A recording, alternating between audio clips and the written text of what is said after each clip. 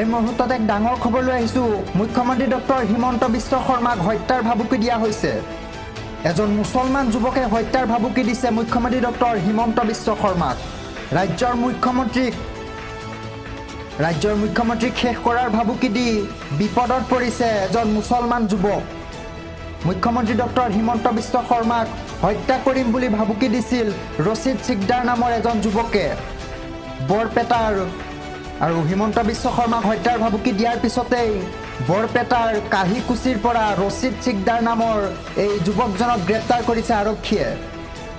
মুখ্যমন্ত্ৰী ডক্টৰ হিমন্ত বিশ্ব শৰ্মাক শেষ কৰাৰ ভাবুকি দিছিল এই ৰচিদ চিকদাৰ নামৰ যুৱকজনে।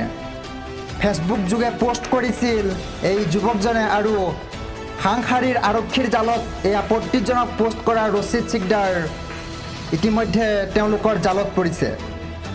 আৰু কিছুদিন পূৰ্বে ধৃত এই ৰচিদ চিকদাৰে পাকিস্তানকো মুকলিকৈ সমৰ্থন কৰিছিল আৰু তাৰপিছতেই এতিয়া মুখ্যমন্ত্ৰী ডক্টৰ হিমন্ত বিশ্ব শৰ্মাকো হত্যাৰ ভাবুকি দিছে।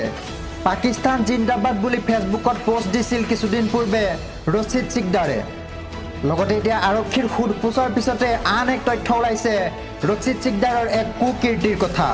ৰচিদ চিকদাৰ নামৰ এই যুৱকজনৰ আছে আন এক কুকীৰ্তিও। ফেচবুকত চাকৰিৰ বিজ্ঞাপন দি বহুজনৰ পৰা সংগ্ৰহ কৰাৰ অভিযোগ আছে তেওঁৰ বিৰুদ্ধে টকা। আৰু তাৰপিছতেই ৰচিদ চিকদাৰে আৰম্ভ কৰে ব্লেকমেইলিং। পোনপ্ৰথমে ফেচবুকত চাকৰিৰ বিজ্ঞাপন দিয়ে, তাৰপিছত বহুজনৰ পৰা সংগ্ৰহ কৰে টকা আৰু তাৰপিছতেই ৰচিদ চিকদাৰে আৰম্ভ কৰে ব্লেকমেইলিঙৰ। ৰচিদ চিকদাৰৰ দাবী নামানিলে পুতক তোলে এই ব্যক্তিসকলৰ ওপৰত। আৰু ইয়াৰ পিছতেই ৰাজ্যৰ মুখ্যমন্ত্ৰী ডক্টৰ হিমন্ত বিশ্ব শৰ্মাক হত্যাৰ ভাবুকি দি বিপদত পৰিছে এইবাৰ ৰচিদ চিকদাৰ তথা আৰক্ষীয়ে গ্ৰেপ্তাৰ কৰিছে এই ৰচিদ চিকদাৰ নামৰ যুৱকজনক। কিছুদিন পূৰ্বেই ফেচবুকত মুকলিকৈ পাকিস্তানক সমৰ্থন কৰিছিল। ভাৰত পাকিস্তানৰ যুদ্ধৰ সময়ত মুকলিকৈ পাকিস্তানক সমৰ্থন কৰিছিল এই ৰচিদ চিকদাৰ নামৰ ব্যক্তিজনে। তাৰ ঠিক পিছতে এতিয়া মুখ্যমন্ত্ৰী ডক্টৰ হিমন্ত বিশ্ব শৰ্মাক হত্যাৰ ভাবুকি দিছিল সেই একেই ৰচিদ চিকদাৰ নামৰ যুৱকজনে। আৰু তাৰপিছতে এতিয়া আৰক্ষীৰ জালত পৰিছে ধৃত ৰচিদ চিকদাৰ। পাকিস্তানক এবাৰ মুকলিকৈ সমৰ্থন আৰু এইবাৰ ৰাজ্যৰ মুখ্যমন্ত্ৰীক হত্যাৰ ভাবুকি আৰু সাংসাৰীৰ আৰক্ষীৰ জালত এতিয়া আপত্তিজনক পোষ্ট কৰা ৰচিদ চিকদাৰ। আৰু কিছুদিন পূৰ্বেই যি ভাৰত পাকিস্তানৰ যুদ্ধ, সেই যুদ্ধৰ সময়তেই অসমৰ বহুকেইজন পাকিস্তানক সমৰ্থন কৰি গ্ৰেপ্তাৰ হৈছিল আৰু সেই সময়তেই পাকিস্তানক মুকলিকৈ সমৰ্থন কৰিছিল এই ৰচিদ চিকদাৰে। আৰু এতিয়া পুনৰ অসমৰ মুখ্যমন্ত্ৰী ডক্টৰ হিমন্ত বিশ্ব শৰ্মাকো হত্যাৰ ভাবুকি দিবলৈ ভয় কৰা নাই এই ৰচিদ চিকদাৰে। আৰু এতিয়া লক্ষণীয় হৈ পৰিব আৰক্ষীয়ে ৰচিদ চিকদাৰৰ ওপৰত কি ব্যৱস্থা গ্ৰহণ কৰে। আৰু এওঁলোকৰ ওপৰত এক বিহিত ব্যৱস্থা গ্ৰহণ কৰিব লাগে, যিহেতু অসমত থাকি তথা ভাৰতত থাকি ভাৰতৰ বায়ু পানী মাটি তথা ভাৰতত জীৱন নিৰ্বাহ কৰি পাকিস্তানক মুকলিকৈ সমৰ্থন কৰে একাংশই। আৰু সেইসকলৰ ওপৰত এক বিহিত ব্যৱস্থা ল'ব লাগে। আৰু ইয়াৰ উপৰিও এতিয়া এই ৰচিদ চিকদাৰ নামৰ এই যুৱকজনে মুখ্যমন্ত্ৰী ডক্টৰ হিমন্ত বিশ্ব শৰ্মাক শেষ কৰাৰো ভাবুকি দিবলৈ কুণ্ঠাবোধ কৰা নাই। এই মুহূৰ্তত এক ডাঙৰ খবৰ লৈ আহিছোঁ। মুখ্যমন্ত্ৰী ডক্টৰ হিমন্ত বিশ্ব শৰ্মাক হত্যাৰ ভাবুকি দিয়া হৈছে। এজন মুছলমান যুৱকে হত্যাৰ ভাবুকি দিছে মুখ্যমন্ত্ৰী ডক্টৰ হিমন্ত বিশ্ব শৰ্মাক। ৰাজ্যৰ মুখ্যমন্ত্ৰীক শেষ কৰাৰ ভাবুকি দি বিপদত পৰিছে এজন মুছলমান যুৱক।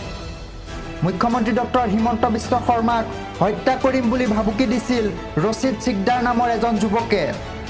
বৰপেটাৰ আৰু হিমন্ত বিশ্ব শৰ্মাক হত্যাৰ ভাবুকি দিয়াৰ পিছতেই বৰপেটাৰ কাহিকুছিৰ পৰা ৰচিদ চিকদাৰ নামৰ এই যুৱকজনক গ্ৰেপ্তাৰ কৰিছে আৰক্ষীয়ে। মুখ্যমন্ত্ৰী ডক্টৰ হিমন্ত বিশ্ব শৰ্মাক শেষ কৰাৰ ভাবুকি দিছিল এই ৰচিদ চিকদাৰ নামৰ যুৱকজনে।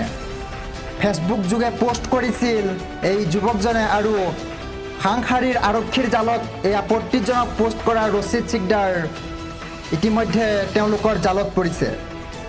আৰু কিছুদিন পূৰ্বে ধৃত এই ৰচিদ চিকদাৰে পাকিস্তানকো মুকলিকৈ সমৰ্থন কৰিছিল আৰু তাৰপিছতেই এতিয়া মুখ্যমন্ত্ৰী ডক্টৰ হিমন্ত বিশ্ব শৰ্মাকো হত্যাৰ ভাবুকি দিছে। পাকিস্তান জিন্দাবাদ বুলি ফেচবুকত পোষ্ট দিছিল কিছুদিন পূৰ্বে ৰচিদ চিকদাৰে।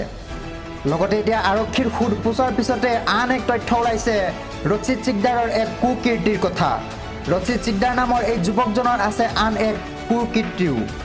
ফেচবুকত চাকৰিৰ বিজ্ঞাপন দি বহুজনৰ পৰা সংগ্ৰহ কৰাৰ অভিযোগ আছে তেওঁৰ বিৰুদ্ধে টকা। আৰু তাৰ পিছতেই ৰচিদ চিকদাৰে আৰম্ভ কৰে ব্লেকমেইলিং। পোনপ্ৰথমে ফেচবুকত চাকৰিৰ বিজ্ঞাপন দিয়ে, তাৰপিছত বহুজনৰ পৰা সংগ্ৰহ কৰে টকা, আৰু তাৰ পিছতেই ৰচিদ চিকদাৰে আৰম্ভ কৰে ব্লেকমেইলিঙৰ। ৰচিদ চিকদাৰৰ দাবী নামানিলে পুতক তোলে এই ব্যক্তিসকলৰ ওপৰত।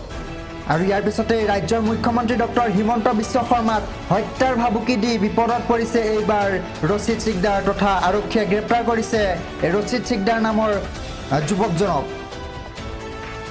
কিছুদিন পূৰ্বেই ফেচবুকত মুকলিকৈ পাকিস্তানক সমৰ্থন কৰিছিল। ভাৰত পাকিস্তানৰ যুদ্ধৰ সময়ত মুকলিকৈ পাকিস্তানক সমৰ্থন কৰিছিল এই ৰচিদ চিকদাৰ নামৰ ব্যক্তিজনে। তাৰ ঠিক পিছতে এতিয়া মুখ্যমন্ত্ৰী ডক্টৰ হিমন্ত বিশ্ব শৰ্মাক হত্যাৰ ভাবুকি দিছিল সেই একেই ৰচিদ চিকদাৰ নামৰ যুৱকজনে। আৰু তাৰ পিছতে এতিয়া আৰক্ষীৰ জালত পৰিছে ধৃত ৰচিদ চিকদাৰ। পাকিস্তানক এবাৰ মুকলিকৈ সমৰ্থন আৰু এইবাৰ ৰাজ্যৰ মুখ্যমন্ত্ৰীক হত্যাৰ ভাবুকি, আৰু সাংসাৰীৰ আৰক্ষীৰ জালত এতিয়া আপত্তিজনক পোষ্ট কৰা ৰচিদ চিকদাৰ। আৰু কিছুদিন পূৰ্বেই যি ভাৰত পাকিস্তানৰ যুদ্ধ, সেই যুদ্ধৰ সময়তেই অসমৰ বহুকেইজন পাকিস্তানক সমৰ্থন